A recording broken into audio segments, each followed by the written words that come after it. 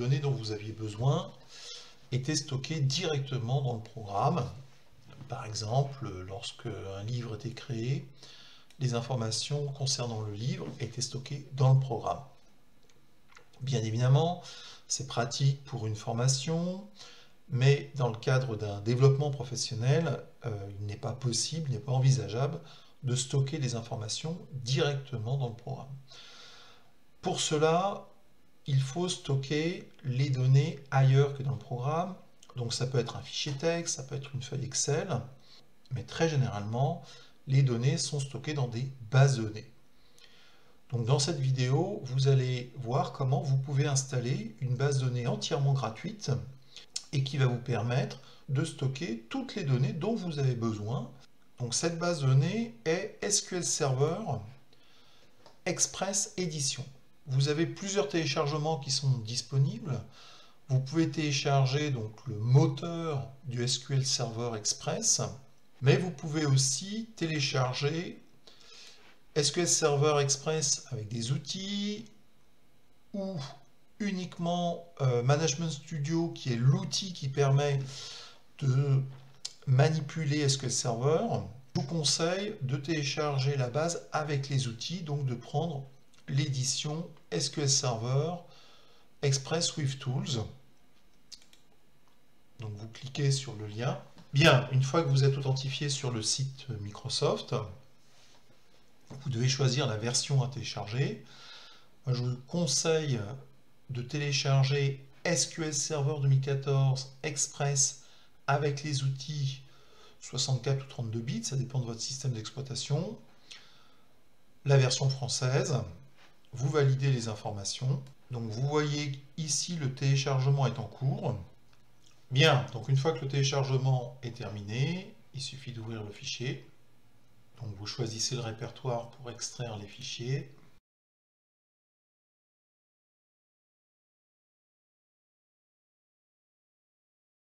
L'assistant d'installation SQL Server donc, se lance. Donc vous cliquez sur Nouvelle installation autonome SQL Server.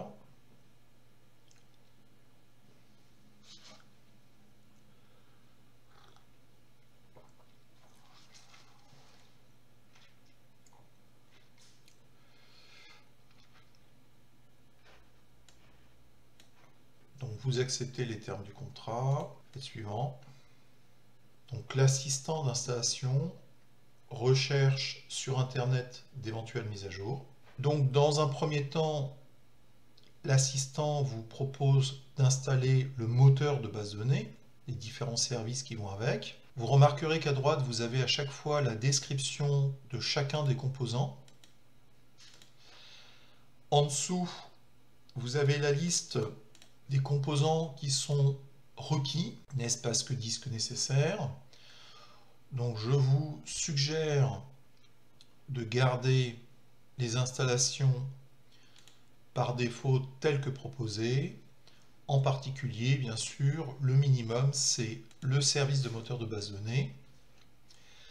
Éventuellement, si vous souhaitez mettre en place de la réplication entre instances de base de données, la connectivité des outils clients, c'est important. La compatibilité peut être importante, donc c'est à garder.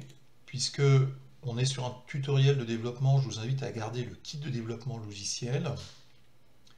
Les outils de gestion de base, et notamment tout ce qui concerne SQL Server Management Studio, qui sera très pratique pour nous permettre de gérer SQL Server. Vous avez des outils complémentaires que vous pouvez garder.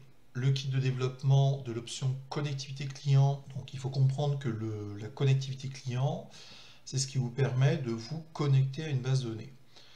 Donc bien sûr, là vous installez le serveur. Et bien il faut aussi, malgré tout, installer le client qui permet de se connecter à votre propre instance SQL Server. Et ici, vous avez un kit qui vous permet d'avoir des ressources supplémentaires pour développer des applications liées à la connectivité client. Alors LocalDB, donc c'est une version minimaliste du moteur de base de données. Il vous permet de stocker des informations sans avoir nécessairement besoin de stocker des données dans une base SQL Server. Vous pouvez éventuellement le cocher. Pour nous, ce n'est pas nécessaire, donc je vais le laisser décocher. Donc vous surveillez bien l'endroit où va s'installer l'instance SQL Server. Sachez qu'il est possible d'avoir plusieurs instances de SQL Server sur un même ordinateur. Donc là, faites suivant. Alors justement, vous avez la possibilité de donner des noms à vos instances. Par défaut, Microsoft vous propose ce nom-là.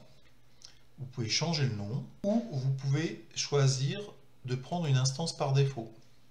L'instance par défaut permet de simplifier un petit peu l'appel à vos bases données, puisque en réalité, lorsque vous avez besoin d'accéder à une base de données, vous avez besoin d'accéder à une base de données qui se trouve sur une instance. Si vous ne spécifiez pas d'instance, autrement dit, si vous prenez l'instance par défaut, la chaîne de connexion sera particulièrement simple. Si vous avez une instance nommée, à ce moment-là, il faudra simplement penser à rajouter à chaque fois le nom de l'instance. Donc c'est pour ça que, sauf si vous avez une raison particulière, il est préférable de rester sur l'instance par défaut. Donc vous avez la possibilité d'utiliser des comptes distincts pour les différents services. Bien évidemment, le moteur de base de données va utiliser un compte en démarrage automatique. Et vous avez aussi le service SQL Server Browser, qui est en fait un service qui permet à SQL Server de savoir quelle instance il faut activer lorsqu'il y a une demande d'accès à une base de données. Et c'est notamment le cas quand vous avez plusieurs instances sur votre même ordinateur. Bon, nous, ici, c'est pas nécessaire, donc on peut le désactiver. Alors, les options de classement sont importantes. Je vous conseille de garder les options par défaut, sauf si vous avez des besoins particuliers. Par exemple, vous faites cette installation pour des produits spécifiques, comme par exemple SharePoint, qui peuvent nécessiter des options de classement différentes. Nous allons garder l'option par défaut. Vous cliquez sur suivant. Alors, sur le mode d'authentification, je vous conseille vivement de garder mode d'authentification Windows. Le mode mixte, qui est une authentification qui repose à la fois sur l'authentification Windows et l'authentification SQL Server, n'est présente que pour des raisons de compatibilité avec les versions précédentes. Et normalement, il n'y a plus de raison pour que vous continuiez à l'utiliser, sauf si vous avez des applications anciennes qui ont absolument besoin du mode mixte. Si ce n'est pas le cas, eh bien vous gardez le mode d'authentification Windows. L'administrateur SQL Server, eh bien c'est le compte qui est en train d'installer l'instance SQL Server. Vous pouvez très bien ajouter un autre compte en plus du compte existant ou supprimer le compte existant. Pour l'instant, je vous conseille de garder votre compte d'administrateur de la machine locale. Il y a un instant, vous aviez vu l'emplacement de l'instance SQL Server. Ici, ce qui est demandé, c'est différent, c'est l'emplacement des fichiers de données. Vous savez qu'une base de données est stockée physiquement à travers des fichiers physiques sur système de fichiers. Donc c'est vous qui devez définir où sont stockés ces fichiers. Dans mon cas, je vais les mettre ailleurs que sur ces deux points Program Files.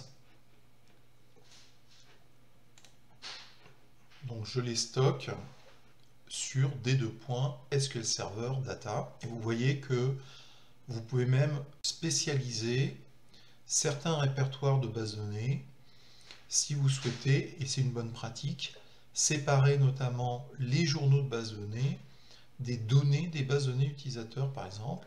Pareil pour les données temporaires. Cette discussion dépasse et de beaucoup de tutoriels sur la programmation orientée objet avec C#. Donc pour l'instant, je vais garder les options par défaut. Et vous lancez l'installation.